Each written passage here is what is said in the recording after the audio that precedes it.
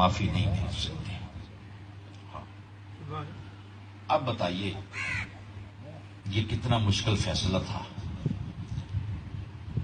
بندہ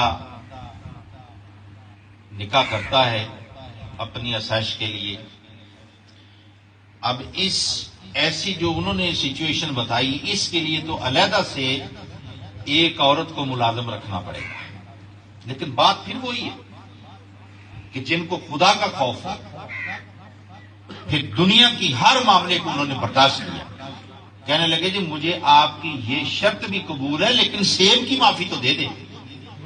انہوں نے نکاح کر کے کہا تیرے سیب کی معافی میں نے دے دی. کہنے لگے وہ تمہارا کمرہ ہے چلے جاؤ.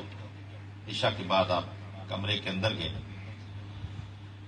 سنت کے مطابق دروازے پہ دستک دی, دایاں پاؤں بسم اللہ شریف پڑھ کر اپنے کمرے کے اندر رکھا اور مصطفیٰ کریم علیہ الصلوۃ والسلام کی شریعت مطہرہ اور شریعت قاہرہ کے مطابق سنت سمجھ کر سلام کہا. سنت ہے. حضور علیہ السلام کی حدیث ہے کہ جب بھی اپنے گھر جاؤ گھر والوں کو سلام کرو.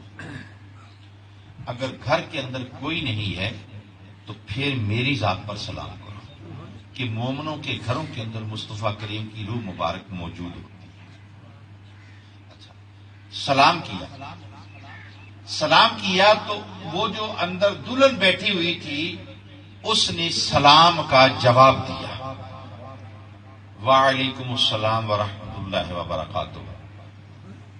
وہ جو قدم باہر تھا وہ باہر رہا, جو اندر تھا وہیں سے پھر واپس پلٹے. عبداللہ سومی تو انتظار کے اندر تھے کہ دوبارہ آئے گا, دوڑ کر واپس آئے اور ان کے پاس پہنچے. کہنے لگے آپ کو غلطی ہو گئی ہے, یہ میرا کمرہ نہیں ہے. انہوں نے پاس بٹھایا, بٹھا کے کہا کیا بات ہے. کہنے لگے حضور آپ نے تو کہا تھا کہ وہ گونگی ہے. میں جب اندر گیا میں نے سلام کیا تو اس نے میرے سلام کا جواب دیا ہے. پھر آپ کے قول کے مطابق وہ گونگی تو نہ ہوئی, اس کو تو زبان ٹھیک ہے. حضرت عبداللہ سومی نے قریب بٹھا کر کانڈ پہ ہاتھ پھیرا اور پھیر کر کے کہا بیٹھو میں تمہیں بتاتا ہوں. جب بیٹھ گئے فرمانے لگے زبان سے گونگی اس لیے کہا تھا جب سے ہوش سنبھالا ہے میری بچی نے اپنی زبان سے یا رب کا قرآن پڑھا ہے یا محمد کا درود و سلام پڑھا ہے, اور دنیا کی باتوں سے میری بیٹی کی زبان جو ہے وہ آلودہ نہیں ہوئی.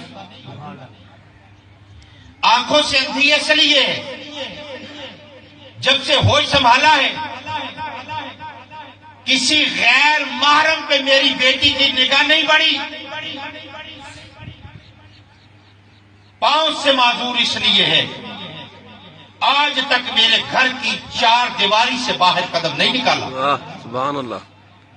اس وجہ سے میں نے کہا تھا وہی تیرا کمرہ ہے وہیں جاؤ. چلے گئے. اللہ نے عرصے کے بعد جو بیٹا عطا کیا نا اس کا نام عبد القادر رکھا, اور آگے چل کر وہی بچہ جو ہے وہ غوث اعظم کے نام سے مشہور ہوا. جب ماں اتنی نیک ہو, ہاں اب معیار ہے, ماں اتنی نیک ہو, ابا اتنا پرہیزگار ہو, بیٹا غوث اعظم پیدا ہوگا. باپ بے نمازی ہو, شرابی ہو, زانی ہو, ماں چوکوں گلیوں دھرنوں کے اندر ناچنے والی ہو, بیٹا کنجر پیدا ہوگا تہجد تو نہیں پڑے گا. بس یہی فرق ہے, صرف یہ فرق ہے.